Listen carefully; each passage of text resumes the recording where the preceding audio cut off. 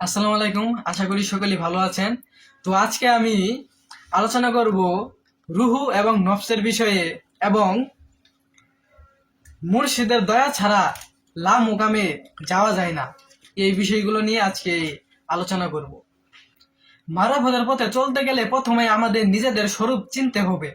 মনে রাখবেন, নফস হচ্ছে আমাদের প্রাণ, যা দেহকে সচল রাখে এবং যার জৈবিক চাহিদা আছে।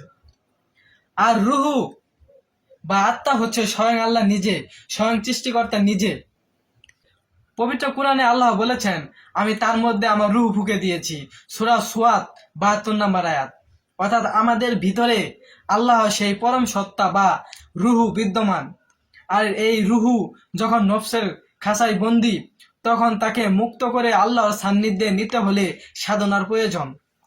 কারণ কারণ এই খান্নাসরূপী শয়তানযুক্ত এই নফস আমাদেরকে পবিত্র করতে হবে, পরিশুদ্ধ করতে হবে।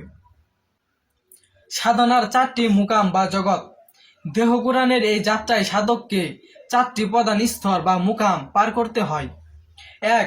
মুকামে নাসুত, মানব জগৎ, যেখানে আমাদের প্রাণ বা নফস বস্তুগত চাহিদায় মুক্ত থাকে।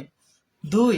মুকামে মালাকুত, ফেরেশতার জগৎ, যখন নফস দমিত বা পরাজয় হয়, খান্নাসরূপী নফস যখন পরাজয় হয় এবং রুহুর আলো প্রকাশ পেতে শুরু করে, রুহু জাগ্রত হয়। 3. মাকামে জাবরুত, শক্তির জগৎ, এটি আধ্যাত্মিক শক্তির স্তর।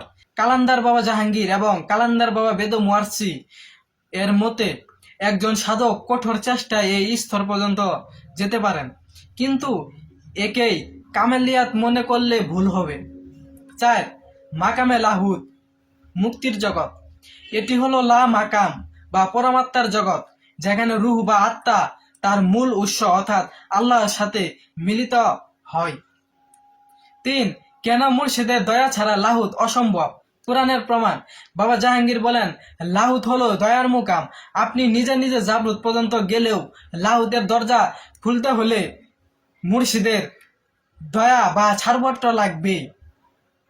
পবিত্র কোরআনের সূরা আর রহমানের 33 নম্বর আয়াতে বলা হয়েছে, ওহে জিন ও মানবকুল, তোমরা যদি আকাশমণ্ডলী ও পৃথিবীর সীমানা অতিক্রম করতে চাও তবে করো,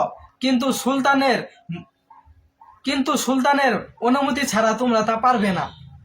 এখানে সুলতান বলতে সেই কামেল মুর্শিদের নুরানি ক্ষমতাকে বোঝানো হয়েছে, যার দয়া বা উসিলা ছাড়া লাহুত মুকামে প্রবেশ করা যায় না।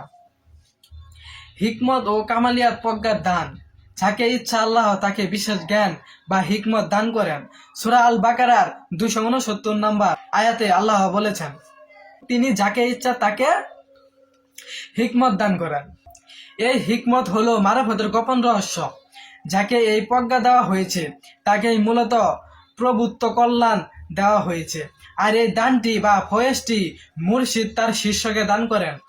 যখন কোনো মানুষ এই হিকমত লাভ করে এবং সকল মুকাম অতিক্রম করে নফসকে জয় করে রুহুর আলো উদ্ভাসিত হয়, তখনই সে কামালিয়াত বা পরিপূর্ণতা লাভ করে। তখন সে আর সাধারণ থাকে না, সে হয়ে ওঠে নূরের আয়না, একজন কামেল মুর্শিদ, একজন কামেল গুরু, একজন কামেল অলি তিনি হয়ে ওঠেন, একজন মহাপুরুষ। সুতরাং নফস প্রাণের কামনা ত্যাগ করে রুহ বা আল্লাহর সত্তায় লীন হওয়াই হলো জীবনের সার্থকতা। আর এই কঠিন পথ পাড়ি দিতে একজন কামেল মুর্শিদের কাছে ভিক্ষা বা দয়া প্রার্থনা করা ছাড়া অন্য কোনো পথ নেই। মুর্শিদ দান করলেই কেবল আপনার এই জনম সার্থক হবে। তো আশা করি এই আলোচনাটি আপনাদের ভালো লেগেছে। তো যদি ভালো লেগে থাকে চ্যানেলটি সাবস্ক্রাইব করে আমাদের পাশেই থাকুন পরবর্তী ভিডিও পাওয়ার জন্য। সকলে মহান সৃষ্টিকর্তা রাব্বুল আলামিনের রহমতে ভালো থাকবেন। জয় গুরু।